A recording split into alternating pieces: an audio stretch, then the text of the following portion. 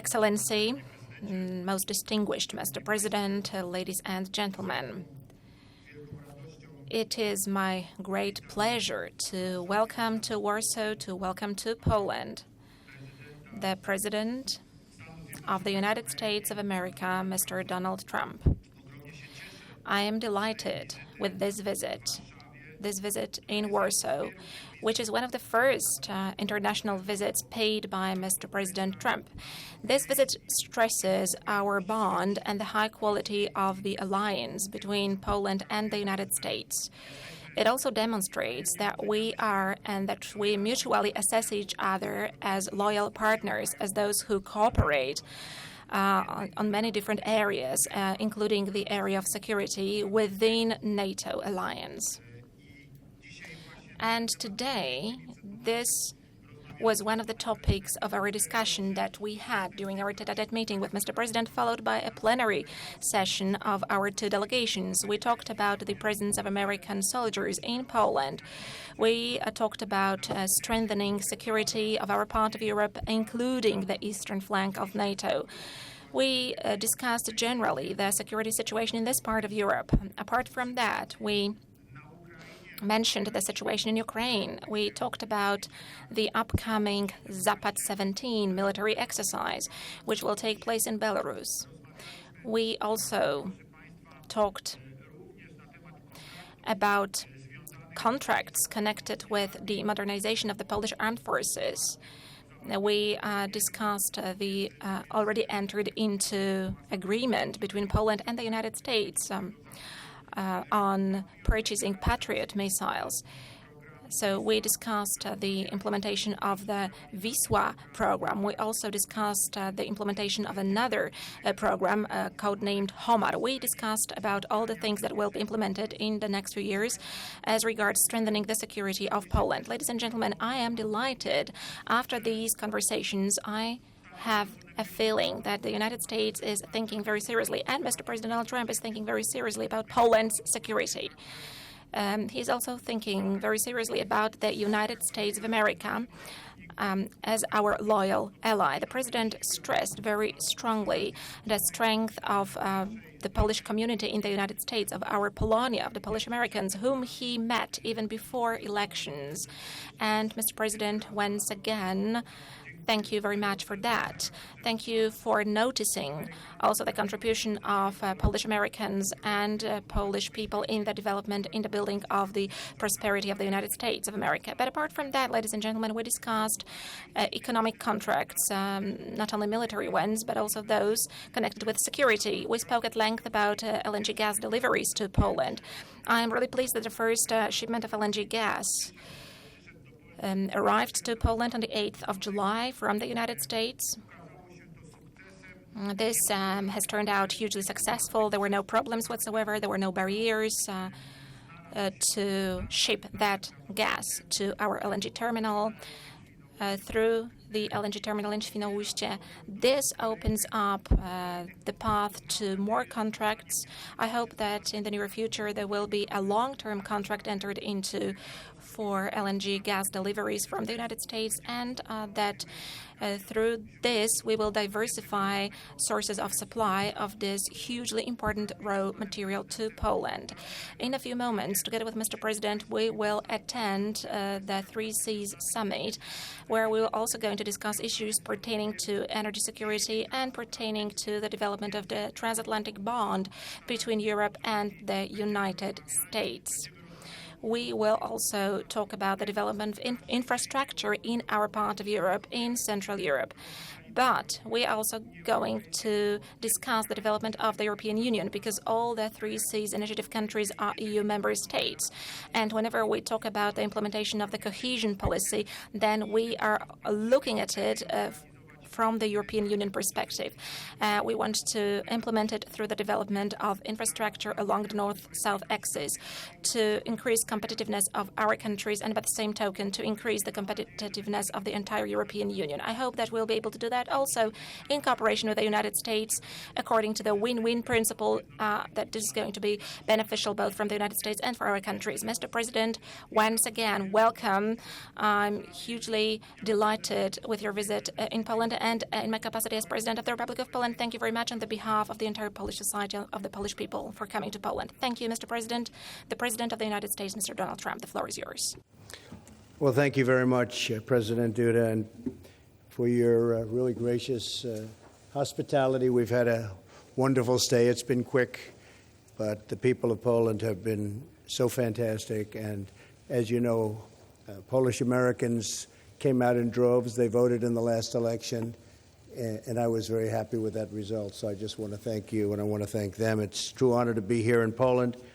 It's a majestic nation. It really is. It's a spectacular place, some of the most beautiful sights that we just saw coming over, really very inspirational. You're rich in history, and you have absolutely an unbreakable spirit. That's something we've learned for over the course of many years. The President and I concluded a productive meeting in which we reaffirmed our enduring bonds of friendship and have united our citizens for a long time, but we've never been closer to Poland, I think, than we are right now. Poland is not only a great friend, but a truly important ally and a partner with respect to our military. We've had great cooperations with Poland. We've fought shoulder to shoulder in many different encounters, particularly grateful for the active role Poland has taken in helping to defeat ISIS, where we've made tremendous strides, tremendous gains, which you'll be hearing about over the next period of time, and other terrorist organizations. Poland's been right there with us by training Iraqi special forces and flying reconnaissance missions, and just about any time we requested, they were there. Brave Polish soldiers have fought and worked side by side with Americans in Iraq and Afghanistan, and on behalf of all Americans, I want to salute you. I want to thank you. Very, very special people. I also want to thank the Polish people for their kindness to more than 5,000 American troops that are stationed in your country. Our strong alliance with Poland and NATO remains critical to deterring conflict and ensuring that war between great powers never again ravages Europe, and that the world will be a safer and better place. America is committed to maintaining peace and security in Central and Eastern Europe. We're working with Poland in response to Russia's actions and destabilizing behavior. And we're grateful for the example Poland has set for every member of the NATO alliance by being one of the few nations that actually meets its financial obligations. As you know, I've been pretty hard on some of the members of NATO for not, and the money is pouring in, I can tell you. I was criticized, Mr. President, but I can also say that the people at NATO aren't criticizing me. They're very happy. The money has been pouring in the last year, far greater than it ever would have been. It is past time for all countries and all countries in the NATO alliance to get going and to get up to their obligations. But I can say that Poland has been right there, and you will even exceed that number, and I appreciate that very much, and so do a lot of other countries. During our meeting, I congratulated President Duda on Poland's recent election to the United Nations Security Council. We also discussed our mutual commitment to safeguarding the values at the heart of our alliance: freedom, sovereignty, and the rule of law. Poland joins the Security Council at a very critical time. It's a critical time, frankly, for the world, because you see what's going on. Not only must we secure our nations from the threat of terrorism, but we must also confront the threat from North Korea. And that's what it is. It's a threat. And we will confront it very strongly. President Duda and I call on all nations to confront this global threat and publicly demonstrate to North Korea that there are consequences for their very, very bad behavior. We also discussed the ongoing humanitarian catastrophe in Syria and the need to defeat ISIS and other terrorist groups where they control territory and populations.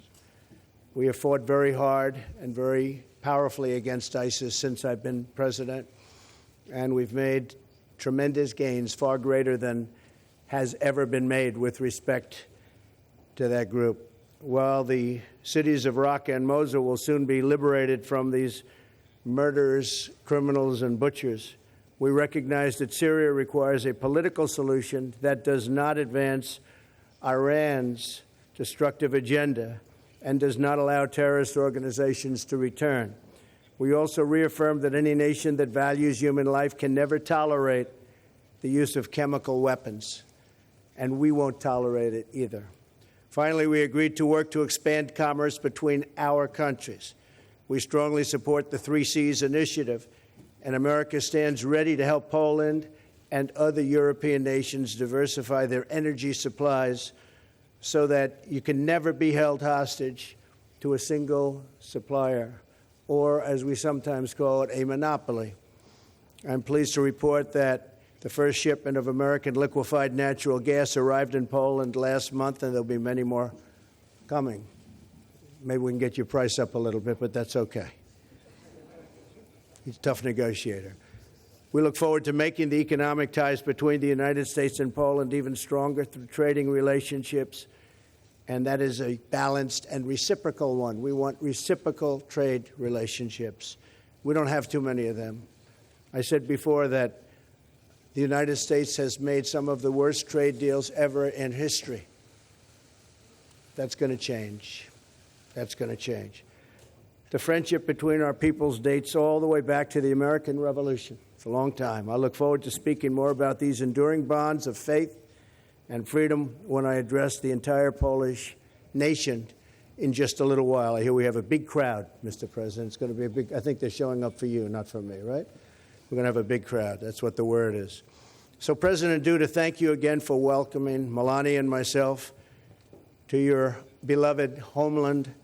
Together, we can make the partnership between our two nations stronger than ever before. Special people, special place, and it's an honor to be here. Thank you. Thank you very much. Dziękuję, panie prezydencie. Teraz mamy czas na 4. Thank you, Mr. President. Now we have time to take 4 questions, 2 from each side. Let us start with a guest from the United States.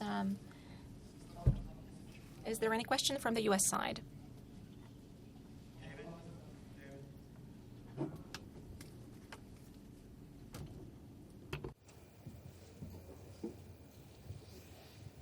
Thank you, Mr. President.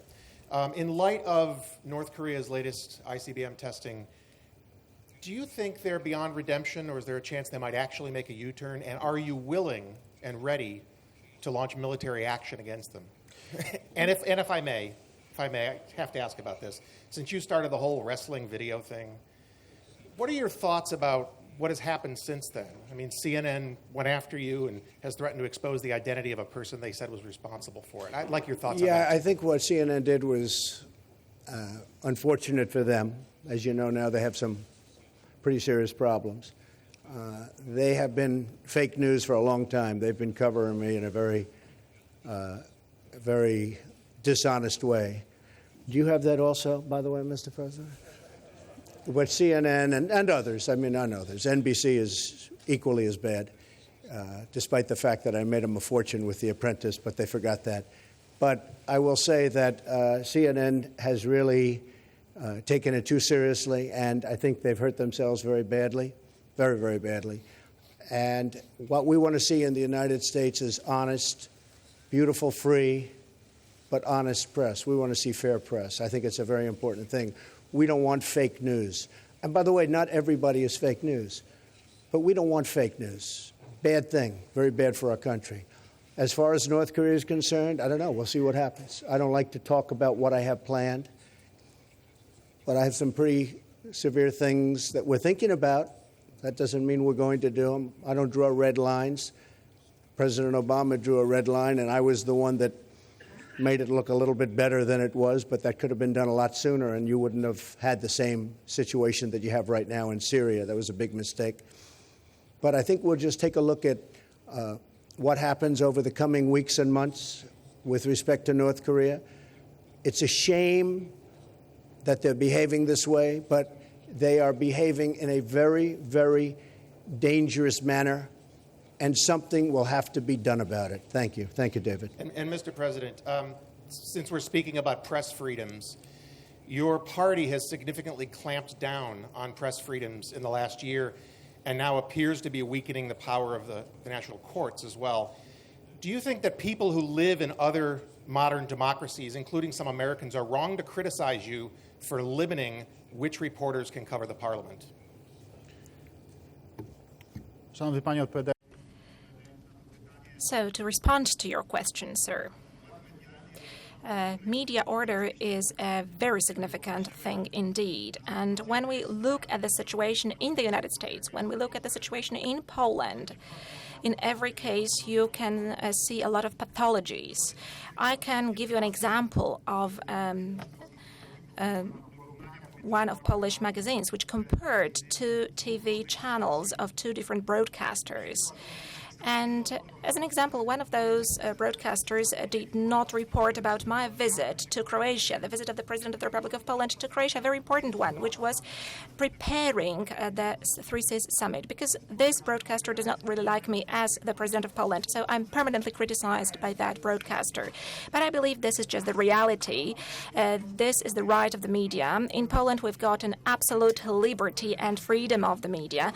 Problems were there during previous governments. Also, when the former president was in office, when one of the magazines, the Prost magazine, was visited by special services in order to take away recordings which were compromising for the politicians of the previous ruling party. So that was when the freedom was under threat. But now we have got absolute freedom of the media. We do respect the freedom of the media. We do take care of the interests of the Republic of Poland and of Polish people. Thank you, Mr. President. Now the question from the Polish side. The first question, Polish television.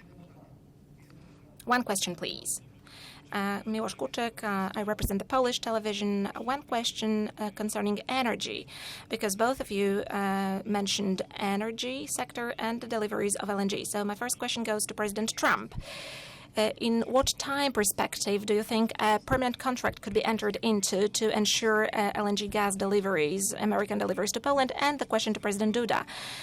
Could Poland become a certain hub for the transportation of American gas, a hub to Three Seas countries?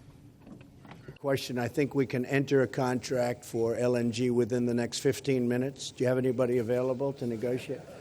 It will take about 15 minutes. You know, we're becoming a great exporter of energy. Very soon we'll be a very great exporter of energy, and we've taken a lot of unnecessary regulations out of our process, and we are doing things that we haven't been able to do for a long time. So we're blessed with great land. We didn't even know it 15 years ago in terms of what was underneath our feet, and certainly we have found out through technology that we are truly blessed to have this incredible wealth under our feet. And we are going to be an exporter of energy. It's already happening, and anytime you're ready, we can do additional contracts. We've already done the one, but we can do many additional contracts. Thank you. Szanowni Państwo, Ladies and gentlemen, I can give you the following answer. It is not the President of the United States and the President of Poland who are going to sign the long-term contract for LNG gas deliveries to Poland. But the contract will be signed by companies, by a Polish company and an American company, and this is how it will be proceeded. What is most important, however? The most important thing is that there is green light given by the U.S. government, by the U.S. administration, that there is an incentive given by Americans for us to buy gas from the United States. And on our side, on the Polish side, on the side of the Polish authorities, there is also this green light, and there is interest in this particular thing. So I count that after relevant negotiations, I know that those negotiations are already ongoing. I believe that after the conclusion of those negotiations, there will be a long-term contract for U.S. LNG deliveries to our LNG terminal in Świnoujście. And answering the second part of your question, can we become a hub through which gas, LNG gas, American gas will flow to Central Europe? I am convinced that the answer is yes. I'm convinced that the answer is yes, and today we are going to talk about this also under the framework of the Three Seas initiative. This is also connected with the establishment of an energy corridor, of a gas corridor along the north-south axis, but also in the future, this could ensure perhaps alternative supplies vis-à-vis Russian supplies, alternative supplies for Ukraine. This is of primary importance, and this is what we discussed today with Mr. President Trump. I'm convinced that the future is very rosy on this one, very bright, and the contracts will be entered into. And of course, we on our part, according to the needs, are going to develop our capacities as regards the reception of the LNG gas from the U.S. and from other directions. Media is free in Poland. So now the question from a private broadcaster, TVN. Mr. Wrona, thank you very much. A question to both presidents. You mentioned military cooperation. I would like to find out from both of you, presidents, whether during your exchange, were there any concrete guarantees extended concerning the presence of American troops in Poland as long as there is threat from the Russian side? And how do you see the future, presidents, the future of the presence of American troops in Poland? Well, we didn't discuss guarantees, and we weren't really in that position to discuss guarantees, but certainly we've been here for a long time. We have quite a few troops here, up to 5,000, and we will continue to do that, and we will continue to work with Poland, but we did not discuss guarantees, no. Panie redaktorze, Well, sir, with Mr. President, the topic that we discussed first and foremost was the security situation that we have here. We discussed in the context of what is happening in our part of Europe, in the context of the Zapad 17 maneuvers, which we have already mentioned. And from that point of view, there is no doubt that the presence of American troops and NATO troops in Poland today is absolutely justified from this perspective. If we add to this the situation that we are seeing in Ukraine all the time, then it is absolutely clear. But we are going to discuss it further with Mr. President. We made an initial agreement to meet next year in the White House. We agreed that I will pay a visit to the United States next year. Of course, the details will be worked out later on, but that year is important both for us Poles and for the Polish Americans, because next year we are going to celebrate the centennial of Poland's regaining of independence. And I would like myself and Mr. President to stress together the importance of that year, because this shows the contribution of the Polish people to the welfare of the United States over the last 100 years. And the last question, American media, very briefly, please, because the presidents have got to attend the 3C summit in a minute. So perhaps Mr. President Trump is going to select the next journalist asking the question. First, a two-part question, if I may. Will you once and for all, yes or no, definitively say that Russia interfered in the 2016 election? Well, I think it was Russia, and I think it could have been other people in other countries. Could have been a lot of people interfered. I said it very simply. I think it could very well have been Russia, but I think it could well have been other countries, and I won't be specific. But I think a lot of people interfere. I think it's been happening for a long time. It's been happening for many, many years. Now, the thing I have to mention is that Barack Obama, when he was president, found out about this in terms of if it were Russia, found out about it in August. Now, the election was in November. That's a lot of time. He did nothing about it. Why did he do nothing about it? He was told it was Russia by the CIA, as I understand it. It was well reported. And he did nothing about it. They say he choked. Well, I don't think he choked. I think what happened is he thought Hillary Clinton was going to win the election, and he said, let's not do anything about it. Had he thought the other way, he would have done something about it. So he was told in early August by presumably the CIA that Russia was trying to get involved or meddling pretty strongly with the election. He did nothing about it. The reason is he thought Hillary was going to win. And if he thought I was going to win, he would have done plenty about it. So that's the real question, is why did he do nothing from August all the way to November 8th? Why did he do nothing? His people said he choked. I don't think he choked. So the follow-ups for you on that, Mr. President, you again say you think it was Russia. Your intelligence agencies have been far more definitive. They say it was Russia. Why won't you agree with them and say it was? Well, I'll tell you, let me just start off by saying I heard it was 17 agencies. I said, boy, that's a lot. Do we even have that many intelligence agencies, right? Let's check it. And we did some very heavy research. It turned out to be 3 or 4. It wasn't 17. And many of your compatriots had to change their reporting, and they had to apologize, and they had to correct. Now, with that being said, mistakes have been made. I agree. I think it was Russia, but I think it was probably other people and or countries, and I see nothing wrong with that statement. Nobody really knows. Nobody really knows for sure. I remember when I was sitting back listening about Iraq, weapons of mass destruction, how everybody was 100% sure that Iraq had weapons of mass destruction. Guess what? That led to one big mess. They were wrong, and it led to a mess. So it was Russia, and I think it was probably others also, and that's been going on for a long period of time. But my big question is, why did Obama do nothing about it from August all the way to November 8th? He did nothing about it, and it wasn't because he choked. And before I get to President Duda, you talk about being angry at President Obama, Mr. President. Thank you very much. Thank you very much. Who must go? Thank you very much. Thank you very much. Dear lady, it was 2 questions. Thank you very much. Can I ask the President? Dziękuję panom prezydentom. Thank you, President. Thank you to the members of the delegation. Thank you, ladies and gentlemen. Thank you, everybody, very much.